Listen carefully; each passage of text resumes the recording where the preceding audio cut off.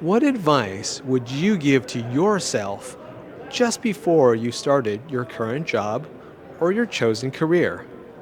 I've always wanted to ask that question of a guest on camera, and today I'm going to get the chance to ask it of two friends. Beth Friedman and Molly Heath, both from Finn Partners, agreed to sit down with me to talk about their journeys in healthcare PR, how they got here, and what advice they would give to someone starting out today. I think you're really going to like their answer to that question and what they're seeing that's old, that's new again. And I'm not talking just about fashion. Stick around, you're going to want to watch this one. Let's get to it. Swaay. Well, Beth, Molly, welcome to the program. Thanks. Glad to be on the show here. Pre-Vive conversation. Pre-Vive, post-Vive, who knows when this is going to be. We're going to be, by the end of this, we're not going to know what day it is or what time it is, but it's great to get together with both of you. I'm excited for today's conversation, but just for those who may not know you from our audience, can you just tell us a little bit about your roles and Finn Partners? Yeah, of course. So Beth Friedman, a senior partner at Finn Partners, and I head up our health IT group. So we're a small team of PR and marketing professionals. We work with IT clients in the healthcare sector, and I'm based out of Atlanta, Georgia. I'm happy to have with me Molly. Well, Beth summarized it perfectly, so I'll add a little bit to that. But I'm Molly. I'm an account executive with Finn Partners. I get to support Beth and the amazing team over at Finn Partners. But no, I'm based in Chattanooga, Tennessee, and absolutely love it and excited to be here for my second Vive now. Awesome. And I didn't tell you a bit about Finn, so I know I'll get in trouble if I don't. Finn Partners is a global PR and marketing agency. It's privately held, independent. We're fiercely independent. We work hard, play nice, and we have about 1,300 employees worldwide. Health care is our biggest sector. Second biggest is technology. So our team sits in a really good space at Finn. Well, I'm excited to sit down with both of you. We obviously see each other at various conferences. You've both been to our conference at Swaay. Thank you very much. And we certainly appreciate Finn's support. But, you guys made a submission to our conference, and it really caught my eye. And I thought this would make for a perfect interview. And I'm glad both of you could be on it because I want to hear both your perspectives. And that session was based, basically, Beth, on, what is it that you wish you knew about healthcare communications and PR prior to joining this industry. And, so Beth, you joined it only a couple of years ago. Molly, you're a veteran, right? You've been in it for a long time now. Is that Exactly, Colin. So I'm interested in hearing the answer to that question from both of you. Well, it's funny because we are going to have completely different perspectives, right? I've been in it for a long time. Didn't start out in PR though, Colin. I started out in healthcare for sure. Worked in a hospital. Kind of made my way into marketing and PR by working in the facilities for about a decade, but then also working in sales for an HIT vendor, health IT vendor. So went into the sales role knowing that I did want to do marketing, and then once I was in marketing, found public relations. So I kind of came at it at a very different route, I think, than some other folks. But to answer your question, what I wish I would have known is something that I probably learned along the way, quite frankly. What I learned along the way in doing public relations, and in our small sector, right, our industry is small, is the value of relationships and the value of maintaining those relationships over decades. And I think that is just so important. And I think anybody that's coming into it needs to understand that. If they're kind of not really a people person, it might not be the right choice. Yeah, so actually, I also did not come to PR or get into PR the way I thought I would. So I originally started in the journalism space, thought I was going to be ESPN, calling the plays, all in the sports world. And I still love sports. I mean, go Dogs, obviously, but kind of lost the spark in that. That wasn't really what I wanted to do anymore. I wanted to be on the other side of telling the stories because journalism, yes, it is important and it is impactful, In the space that I was in and doing it, it can get really sad and it can get really dark, which healthcare can too as well. But on the PR side of it, you get to see the hope with it as well. You get to see what's kind of bringing light to that dark situation and how we're getting better and improving. So that's why I'm in it now and kind of how I got there. So That really is unique. Like both of you have very different backgrounds. You from sales and true healthcare, you from a journalism background, right? And coming from that world. And now I know if I ever need a play-by-play of what's going on in the exhibit I'm hall. your girl. It depends on the Molly? sport though. There's Okay. there's only a few I know good enough to do that. You know, it's funny, I don't think I ever told you this. I actually have a certificate type degree, like one of those 1-2 year degrees from New York University in sports marketing. Oh my gosh. I never that's told you what that. my certificate's in. Look at that. Look at a common thread already. Because I was working in the hospital, for a while, as I mentioned, and I was interested in marketing. And I kind of thought I was really interested in sports. I was a big car race fan. So anybody wants to chat with me about race cars, I'm all in.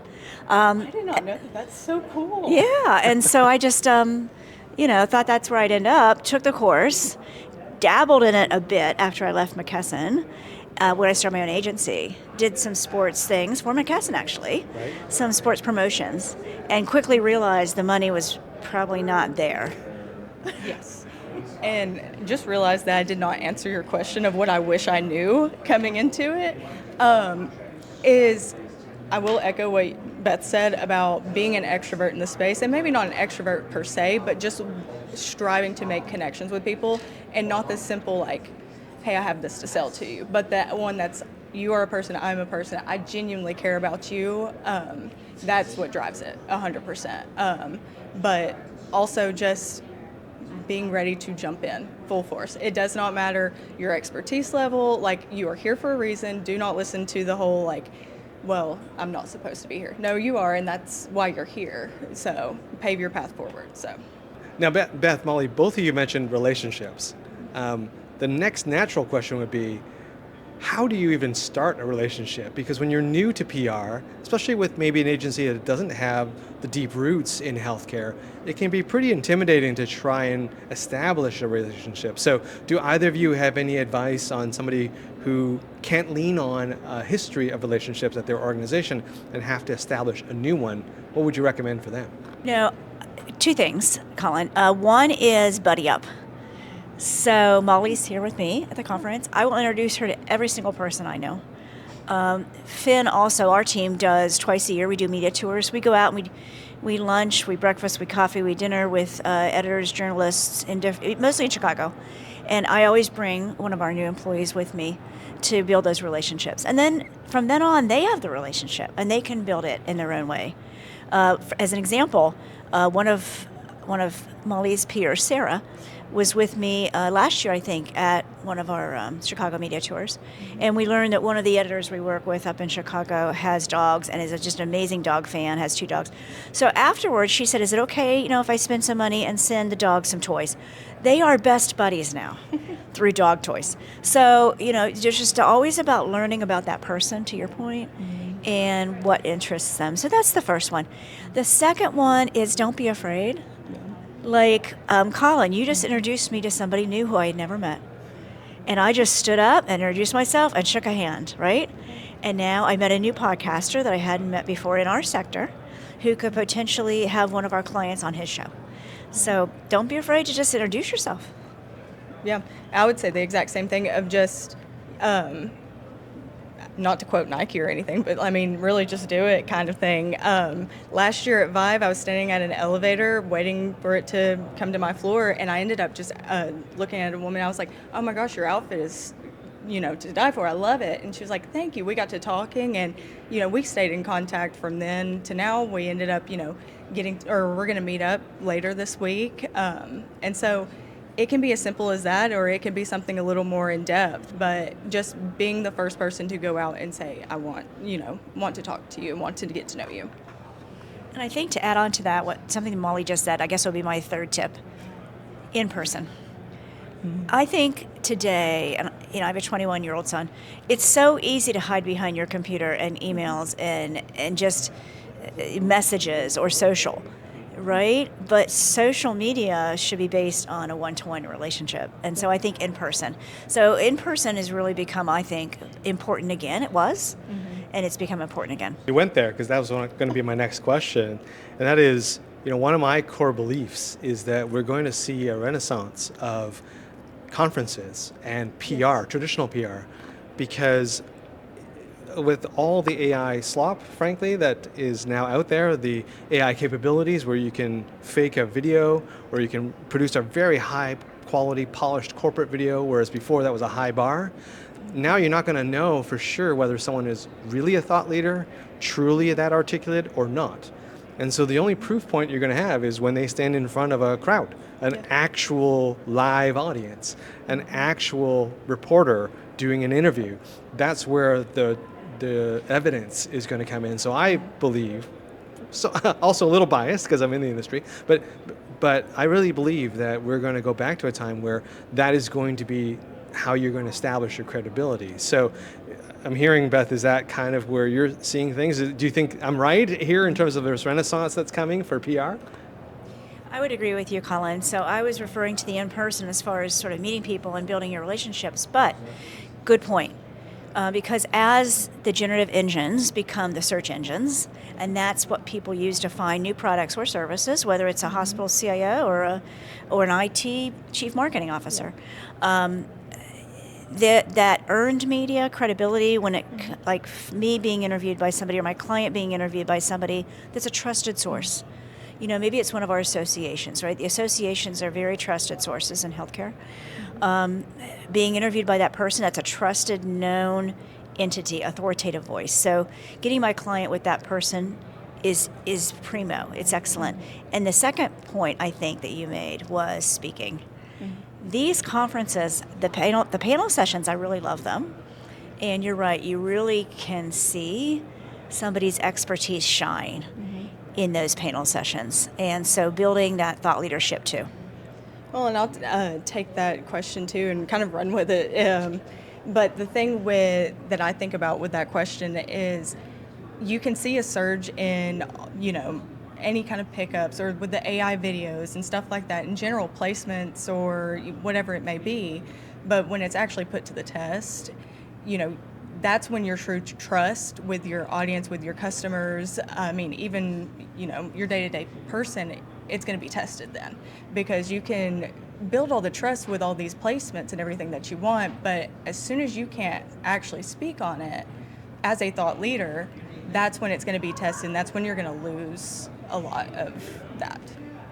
I want to go back to something else you said, Beth, around, something old has become new again. It's trendy again.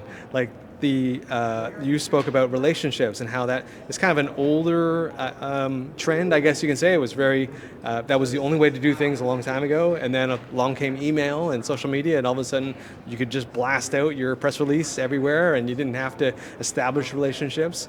Do you think that's coming back, one? And second of all, what other things, for both of you, what other things from when you started in journalism, Molly, and you in PR are coming back in your mind? Well, certainly the relationships. I remember, Colin, I'm going to date myself here. I was a salesperson in the 90s. And I was selling what we called back then hospital information systems, HISs, became EHRs. Now, we kind of know there's lots of flavors of that now, of the tech. Our boss back then, there weren't cell phones. We had some email capabilities. He's like, I want you to be in front of that CIO at that hospital every week. Like, it was all about being there and building that relationship. And it's funny how it's come back. And, the clients that we love working with, I think, are the ones that really value how we strive to build those relationships, because I do think it's super important. One time we went through a branding exercise with a firm in Atlanta, and they had us do this, they called it the House on Fire exercise. Some of your Swaay members may have done this, where you think about your business and you think about what are the 2 or 3 things that if the house was on fire, what would you grab and run out with? And when they did it for our agency, I said our media relationships. I would take those and run with them, because from there you can build anything. once you have that foundation established. So, yeah, I do think that's coming back.